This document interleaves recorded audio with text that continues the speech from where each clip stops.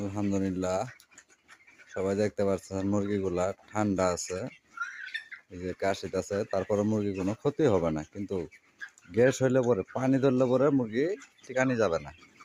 এই জন্যই ইউরিনেক দেবেন বা নেপ্রো কেয়ার দিতে পারেন পানি ধরার জন্য। যদি পানি আসে, শীতে ঠান্ডার সময় মুরগি পালন করা খুব কষ্টকর গরম দিনের চেয়ে। এইভাবে পর্দাগুলা খোলা রাখবেন। তাদের অক্সিজেনের ঘাটতি হলেই এই ধরনের পানি ধরবে। পানি ধরলে মুরগিগুলা বাঁচানো যাবে না। এই বলে আমি উইকা দিবেন লিটারে গ্যাস হলে।